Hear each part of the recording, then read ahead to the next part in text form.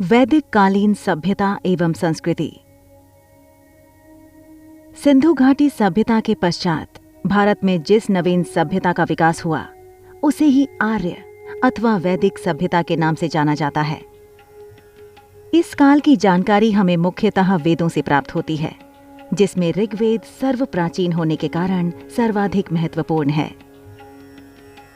वैदिक काल को ऋग्वैदिक या पूर्व वैदिक काल और उत्तर वैदिक काल में बांटा गया है, जिसकी समय सीमा क्रमशः 1500 से 1000 ईसा पूर्व और 1000 से 600 ईसा पूर्व निर्धारित है। वेदों की रचना अनुमानतः ईसा पूर्व 2500 से लेकर ईसा पूर्व 500 तक के समय में हुई।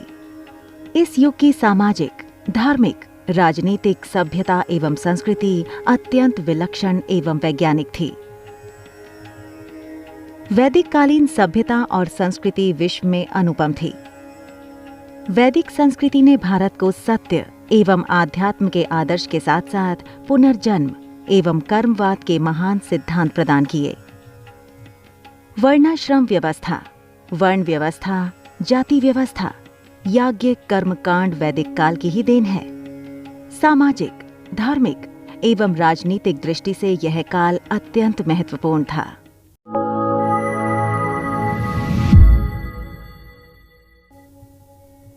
नमस्कार, आप देख रहे हैं ज्ञानी रैबिट के बैनर तले इतिहास की परख।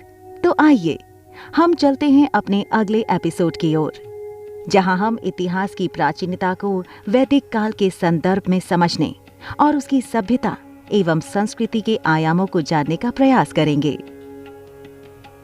ऋग्वैदिक काल का समाज एक जनजातीय या कबायली समाज था, जहां सामाजिक संरचना का आधार जनमूलक सिद्धांत था।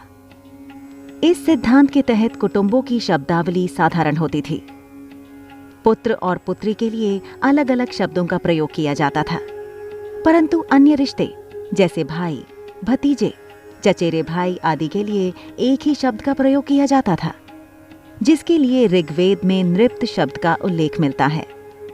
जबकि संपूर्ण वैदिक समाज को कर्म के आधार पर मुख्यतः ब्राह्मण, क्षत्रिय, वैश्य और शूद्र वर्णों में विभाजित किया गया था, और साथ ही जीवन को ब्रह्मचर्य, गृहस्थ, वानप्रस्थ, संन्यास के रूप में 100 वर्षों के कल्पित भागों में बांटा गया था। ऋग्वैदिक कालीन समाज कई इकाइयों में बटा हुआ था। इनके समाज की छोटी इकाई कुल अर्थात परिवार होती थी। परिवार में गृहपति का सम्मानीय स्थान वयोवृद्ध व्यक्ति को ही दिया जाता था। वह अपनी स्त्री के साथ सभी प्रकार के धार्मिक कृत्यों, यज्ञों, अनुष्ठानों और हवन इत्यादि को संपन्न किया करता था। पिता की मृत्यु के पश्चात ज्येष्ठ पुत्र ही संपत्ति का उत्तराधिकारी बनता था। स्त्रियों का पैतृक संपत्ति पर कोई अधिकार नहीं था। स्त्रियां धार्मिक अनुष्ठानों में पुरुषों के साथ सम्मिलित होती थीं। इसके अलावा इसमें अन्य इकाइयों के रूप में ग्राम, विश एवं जन का उल्लेख भी हुआ है। विश में बहुत सारी इकाइयां सम्मिलित होती थीं, जिसका अर्थ एक वंश या संपूर्ण जाति से लगाया जाता था। इसके महत्व का पता इस बात से चलता है कि ऋग्वेद में विश का 171 बार और जन का 275 बार उल्लेख हुआ है। संभवतः यह शब्द संपूर्ण जनजाति को संबोधित करता था, परंतु विश और जन के परस्पर संबंधों के बारे में कहीं स्पष्ट वर्णन नहीं मिलता। ऋग्वैदिक काल में भूमि पर जन का सामुदायिक नियंत्रण स्थापित था, क्योंकि भूमि पर व्यक्तिगत अधिकार का कोई साक्ष्य नहीं प्राप्त हुआ है। ऋग्वेद में शिल्प विशेषज्ञों का अपेक्षाकृत कम वर्णन मिलता है। वर्णित शिल्पी समूहों में मुख्य रूप से चर्मकार, बढ़ई, धातुकर्मी, कुम्हार आदि के नाम का उल्लेख है। इस काल की एक अन्य महत्वपूर्ण विशेषता यह थी कि इन शिल्पी समूहों में से किसी को भी निम्न स्तर का नहीं माना जाता था। ऐसा संभवतः इस कारण था कि कुछ शिल्पकार जैसे बढ़ई आदि की समसामयिक शिल्पों के निर्माण में महत्वपूर्ण भूमिका होती थी, जो कि युद्ध एवं दैनिक जीवन की आवश्यकताओं के लिए महत्वपूर्ण माने जाते थे। संभवतः बढ़ई शिल्पियों का मुखिया होता था। अयस नामक शब्द का भी ऋग्वेद में प्रयोग हुआ है। जिसकी पहचान संभवतः तांबे और कांसे के रूप में की गई है।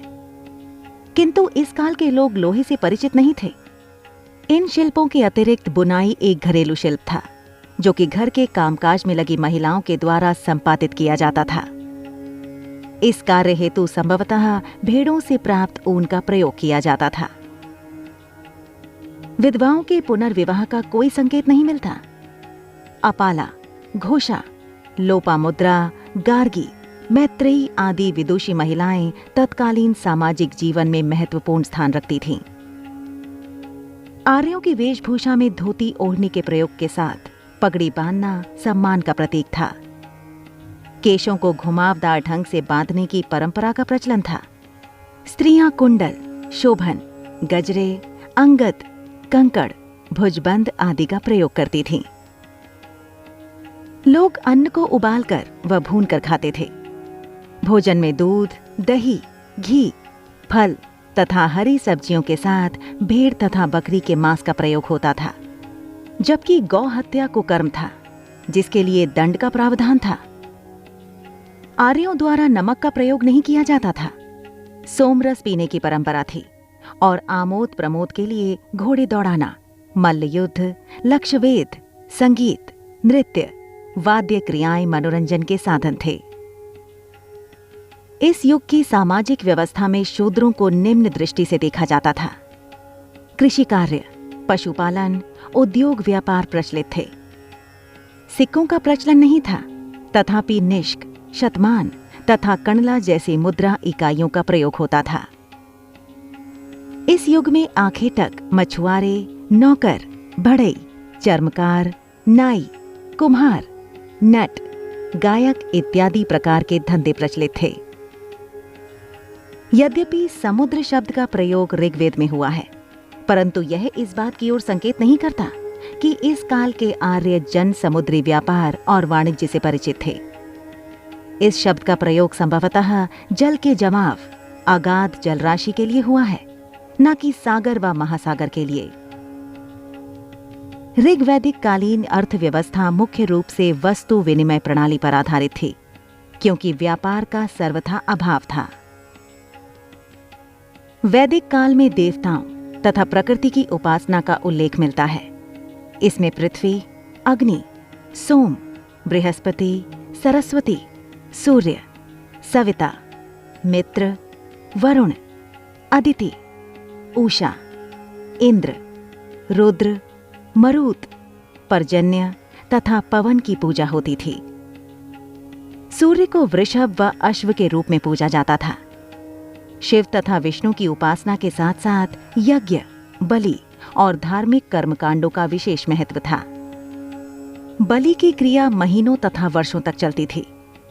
इस काल में पुनर्जन्म, कर्म तथा मोक्ष व तप का विशेष महत्व था। वैदिक कालीन राजनीतिक व्यवस्था में राजा अथवा सम्राट को विस्तृत अधिकार प्राप्त था। 2 या 2 से अधिक परिवारों का एकत्रित समूह ग्राम कहलाता था। ग्राम का प्रधान ग्रामीणी होता था, जिसे दंड विधान, न्याय विधान के निश्चित अधिकार प्राप्त थे। इससे ऊपर की संस्था का प्रधान विशपति होता था। कुछ विषयों को मिलाकर जनपद बनता था। जनपति को ही गोप अथवा राजा कहते थे।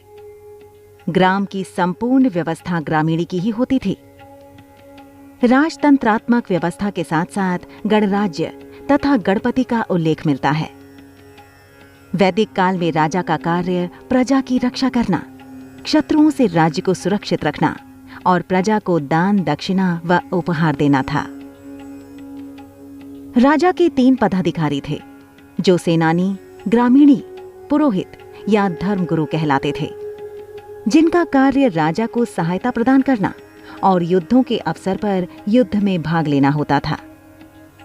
संभवतः धनुष बाण, तलवार, भाले एवं फरसों के प्रयोग के साथ युद्ध में पताका, तुदंभी, ध्वज इत्यादि भी प्रयुक्त होते थे।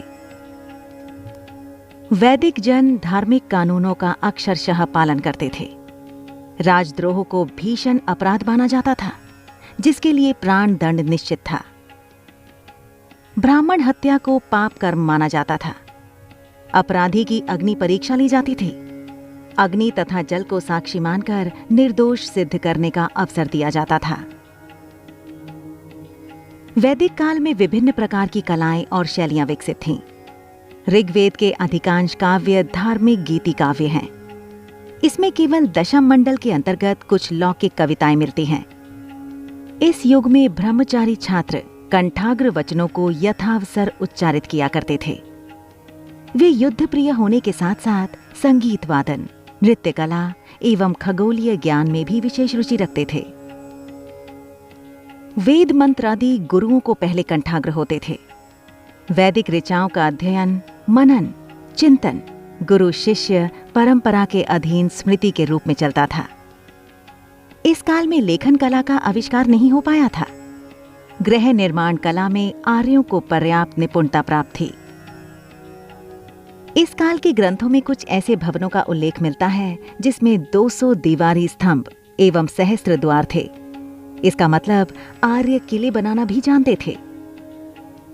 मूर्ति कला में कुशल आर्य तांबे और लोहे की अनेक प्रकार की वस्तुएं बनाने में अत्यंत निपुण थे। धन्यवाद। ये एपिसोड हमारे व्यूअर को कैसा लगा हमें कमेंट करके बताएं और साथ ही चैनल को सब्सक्राइब करते हुए बेल आइकन के बटन को प्रेस कीजिए, जिससे हमारे नेक्स्ट एपिसोड के नोटिफिकेशन सबसे पहले आप तक पहुंचे। और इस एपिसोड से जुड़े बोनस पॉइंट्स के लिए डिस्क्रिप्शन बॉक्स में जरूर जाएं, जहां हमने अपने प्रयास से सभी तथ्यों को क्रमबद्ध रूप में प्रस्तुत कर दिया है। नमस्कार।